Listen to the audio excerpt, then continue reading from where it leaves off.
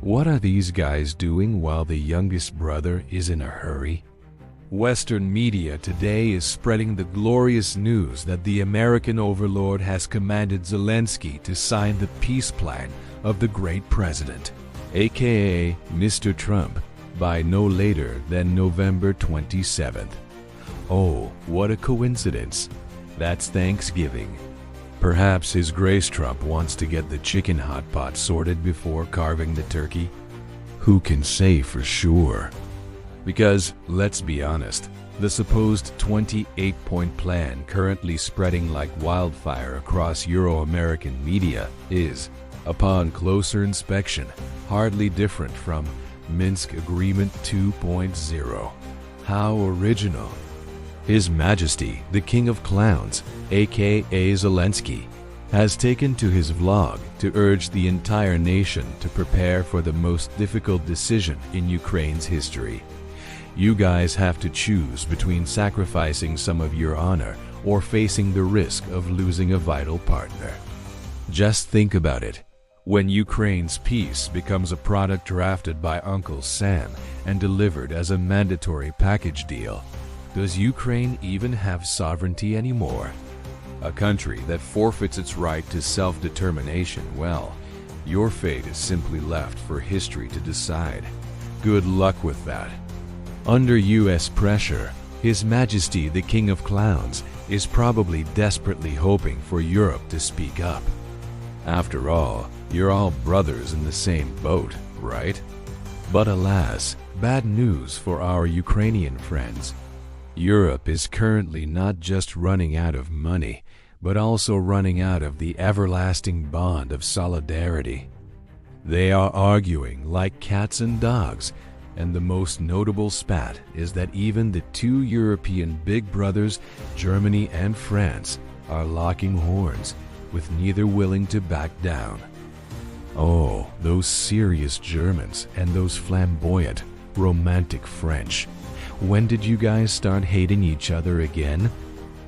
The seed of discord was planted way back in the Middle Ages.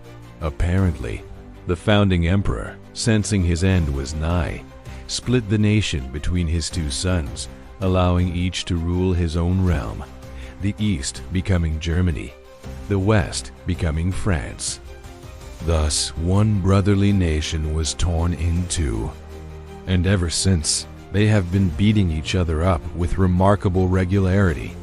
It was your constant squabbling that ignited the two world wars, after all. Therefore, the German brothers view the French as people who only know how to raise the white flag, but, conveniently, chose the right civilization, thus piggybacking on the Allies to force reparations while possessing no real substance themselves. Conversely, the French brothers regard the Germans as a bunch of ginger-haired, warmongering militarists. Germany is just a cramped, austere barracks. And naturally, the French never forget the humiliation of watching France, with its mighty, leading European army, officially fall after just 1 month and 15 days. Some jolly German general even had the fun idea of making the swastika troops, aka the Nazis, march through Paris, precisely copying the route French soldiers took to celebrate their WWI victory. Then, when the Allies finally liberated them, the French even staged the farcical punishment of women who had relationships with German soldiers. Oh, the 1,000 years of performative culture. If you hadn't simply raised the white flag and allowed the German troops to waltz into Paris as if it were an empty field, would those women have had to suffer like that? Then World War II ended. France emerged as the continent's leading military power. Meanwhile, after unifying with East Germany, the German brothers became the industrial center of the EU. So, Germany took on the role of the economic head, while the French brothers remained the default defense conductor of Europe. Once again, thanks to choosing the correct civilization, France became one of the Allied victor nations and smugly occupied a permanent seat on the UN Security Council. This made the European casting call seem all the more logical. However, the German brothers have a history of losing battles only to rise up brilliantly. They once drove their tanks all over Europe, and the entire old continent nearly ended up speaking German. Can a nation like that truly be expected to suffer meekly in the back seat, forever having its hands tied? Especially now, with the far-right surge sweeping through Germany. To convince voters to resist the allure of the far-right parties, the government decided to steer away from the middle path and veer toward conservatism. And a hardcore conservative became the new German chancellor, Mr. Merz. No sooner had Mr. Merz taken office than he declared his top priority was to strengthen Europe as quickly as possible so we can become independent of the US. It turns out that lineage matters a great deal when selecting a leader. Merz's grandfather was allegedly the leader of a paramilitary organization that was as wicked as a rhinoceros under the Nazis. His father was a Nazi soldier captured by the Soviet Red Army during the 1941 counteroffensive in Leningrad. He was later pardoned and handed over to West Germany in 1945. 10 years later, he married and fathered Merz. With credentials like that, Merz continuously asserts that Russia will ambush Europe in the near future. And since the US doesn't care about Europe, Germany is forced to step up and shoulder the burden of making Europe great again. His pack is also racing to make predictions about when Russia will attack Europe. One of the most enthusiastic members is the defense minister. In 2024, he predicted Russia would hit Europe in 2028.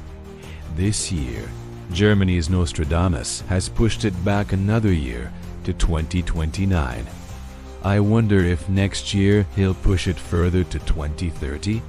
All this rhetoric, of course, serves the singular goal of rearming Germany. The problem is, for ages the EU brothers have had a silent agreement. Germany handles the cash, France handles the military. But now, the German brothers are demanding to be the military daddy, clearly upsetting this balance. If you want to see the reversal most clearly, just look at where the money goes. It tells the whole story. The German brothers are too sacred for words. After so many years since unification, for the first time, they are determined to spend $153 billion, 153 billion euros per year on defense starting in 2029, which is about 3.5% of their GDP. The French brothers, meanwhile, are clearly getting poor things. They've been stripped clean of their African colonies, so they're as naked as the emperor in his new clothes.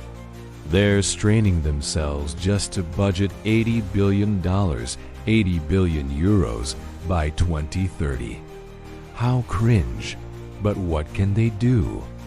The French mouth eats mountains, having consumed all the wealth accumulated from their ancestors' colonial plundering, and now they are deeply in debt because they simply spend more than they earn.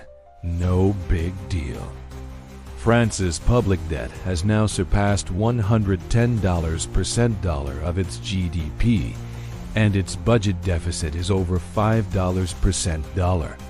Generally, it's quite depressing. It's gotten so bad that warnings have been issued. If France continues to spend like a sugar daddy, its public debt will hit Greek levels by 2030. The only difference is that tiny Greece could be rescued. But France is too big for anyone to carry. Compared to France, the German brothers, despite also having record public debt, are confident they haven't reached France's level of financial sewage, so they're still borrowing heavily.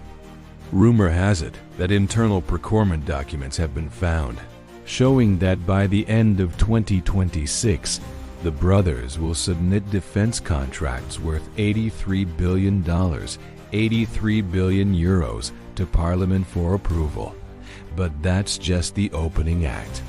After that, they'll submit a long-term Santa Claus wish list worth up to $377 billion, 377 billion euros. Note that this procurement plan adopts a Germany-first approach. This means U.S. firms will secure less than $10 per cent dollar of the new contracts. The rest? The entire German defense industry complex will guzzle it all up. What does this mean? I'll tell you. It means the EU's economic locomotive is also becoming a military-industrial engine.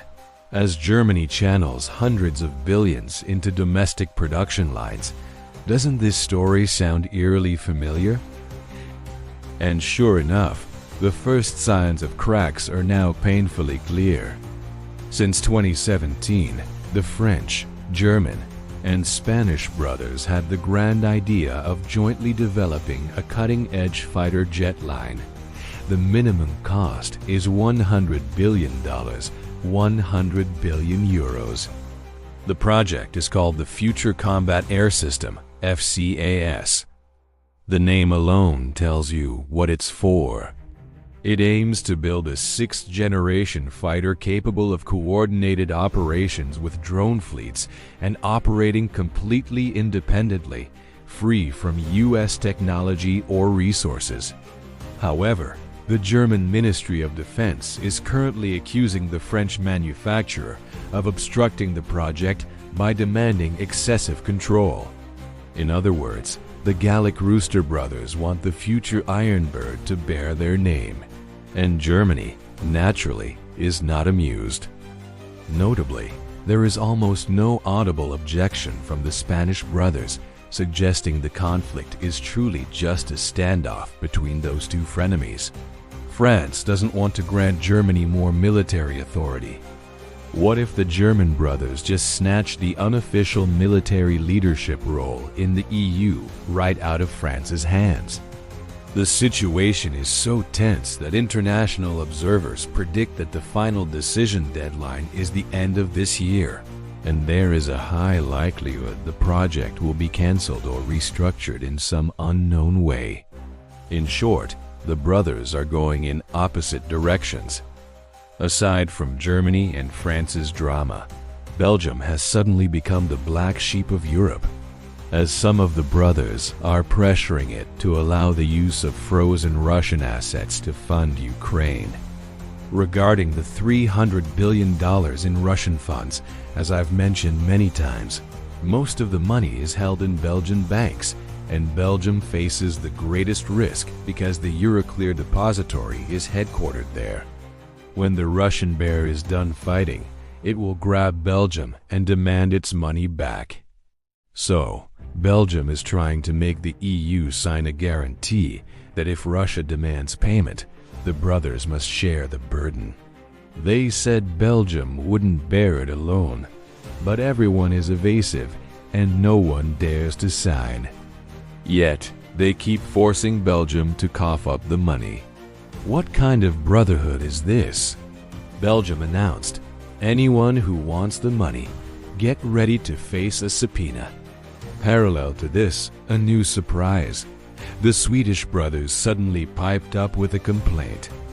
They are questioning why a Nordic country of fewer than 30 million people has to shoulder 1/3 of NATO's military aid to Ukraine this year. How truly bizarre. Sweden is asking, where are the others? You were all so loud about fighting Russia, but when it's time to shell out hard, cold cash, you all disappear. The one who is always very sober and handsome is the Hungarian Prime Minister, Uncle Orban. He stated, what is needed is not only to find a solution to the Russia-Ukraine conflict, but also to prevent Europe from stepping onto the path of war. But of course, even if he shouts until his voice is hoarse, the remaining brothers won't listen. They've already put him on the blacklist.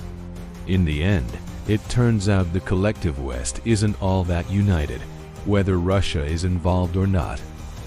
For example, in 2021, the US and UK colluded with Australia to kick France out of a $40 billion contract to build 12 submarines for Australia, which the two sides had signed in 2019. In short, allies are less important than money. And I'll reiterate the age-old wisdom. When there is blood, there is fortune, there is brotherhood. When the money runs out, the friendships end.